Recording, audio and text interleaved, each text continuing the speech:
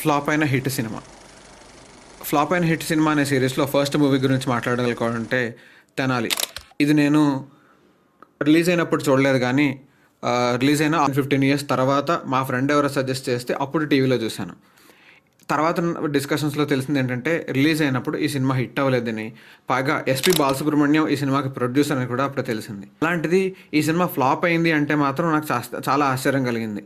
ఎందుకంటే ఈ సినిమాలో రకరకాల భయాలున్న చాలామంది క్యారెక్టర్స్ అన్నిటినీ తీసుకుని ఒక మనిషి పోర్ట్రేట్ చేస్తూ ఆ భయాలన్నీ డిస్ప్లే చేసుకుంటూ వస్తారు. ఎందుకంటే కొంతమందికి రేపు ఏదైనా ఇంటర్వ్యూ ఉంటుందంటే ఆ ఇంటర్వ్యూలో ఫెయిల్ అవుతామని భయము, లేకపోతే మనకు నచ్చిన వాళ్ళని ప్రపోజ్ చేయాలంటే వాళ్ళు యాక్సెప్ట్ చేస్తారో లేదో భయము, లేకపోతే చిన్న చిన్న భయాలు, బండి మీద వెళ్తుంటే ఎవరైనా గుద్దేస్తారేమోనని, నిద్దట్లో కల్లోంచి మంచం మీద జారి పడిపోతామని, ఇట్లాంటి రకరకాల భయాలు ఉంటాయి. అట్లాంటి భయాల్ని ఎందుకు భయాలు ఉంటాయి? ఒక చిన్నప్పుడు ఒక మనిషి లేకపోతే ఒక వాళ్ళ చుట్టూ ఉన్న ఫ్యామిలీ, ఫ్రెండ్స్, సొసైటీ వీటన్నిటి బట్టే ఒక మనిషి క్యారెక్టర్ షేప్ అవుతుంది. అట్లాంటిది చిన్నప్పుడు ఎంత ట్రామా ఫేస్ చేసి ఉండకపోతే ఆ క్యారెక్టర్ అలా బిహేవ్ చేస్తుంది అని చెప్పడానికి ఎగ్జాంపుల్గా కమల్ హాసన్ క్యారెక్టర్ పోర్ట్రే చేస్తారు.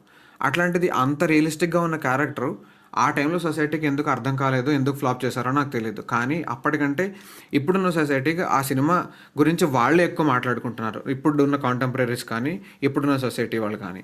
సో ఈ సినిమాలో నాకు నచ్చిన పాయింట్స్ ఏంటంటే, కమల్ హాసన్ తన ఇంట్రడక్షన్ గురించి ఇస్తూ డాక్టర్ దగ్గర మాట్లాడుతూ, నేను ఎక్కువ మాట్లాడనండి అంటూనే చాలా ఫాస్ట్గా మాట్లాడేస్తూ నా గురించి ఇంట్రడక్షన్ ఇస్తున్నప్పుడు తప్ప ఇంకెప్పుడు ఇలా మాట్లాడనని చెప్తూ ఉంటారు. జనరల్గా కూడా చూస్తే బయట మాట్లాడిన వాళ్ళు కూడా మీ గురించి చెప్పండి అనుకుంటే ఆపకుండా ఫట మాట్లాడుతూ ఉంటారు. మనకి దాని వెనకాల ఉన్న రీజన్ తెలియకపోవచ్చు, కానీ ఇట్లాంటి సినిమాలు చూడడం ద్వారా అట్లాంటి సైకాలజీ బిహేవియర్ అర్థం అవుతుందేమో, అర్థం చేసుకోవడానికి this is one of the roots అని నాకు అనిపించింది. అట్లాగనే ఆయనకున్న భయాలు, నీరు భయం, నిప్పు భయం, గాలి భయం, ధూళి భయం అంటూ చిన్న చిన్న మైన్యూటెస్ట్ ఆఫ్ ది ఎలిమెంట్స్ నుంచి పెద్ద పెద్ద ఎలిమెంట్స్ దాకా ఆయనకున్న భయాలన్నీ చెప్పుకుంటూ వస్తారు. వేరే సందర్భంలో ఆయనకు ఆ భయాలు ఎందుకున్నాయో కూడా ఎక్స్ప్లెయిన్ చేసుకుంటూ వస్తాడు. సో అది ఎగ్జాక్ట్గా సొసైటీని రిఫ్లెక్ట్ చేస్తూ ఉన్న క్యారెక్టర్. ఇలాగా ఈ సినిమాలో మీకు కూడా చాలా పాయింట్స్ నచ్చే ఉంటాయి. బహుశా ఆ టైంలో ఎందుకు హిట్ అవ్వలేదో మీకు తెలిసి ఉంటుంది. ఈ జనరేషన్కి ఆ సినిమా ఎందుకు నచ్చుతుందో కూడా మీకు అర్థమయ్యి ఉండొచ్చు. అలాంటివి ఏమైనా ఉంటే కింద కమెంట్ సెక్షన్లో షేర్ చేసుకోండి.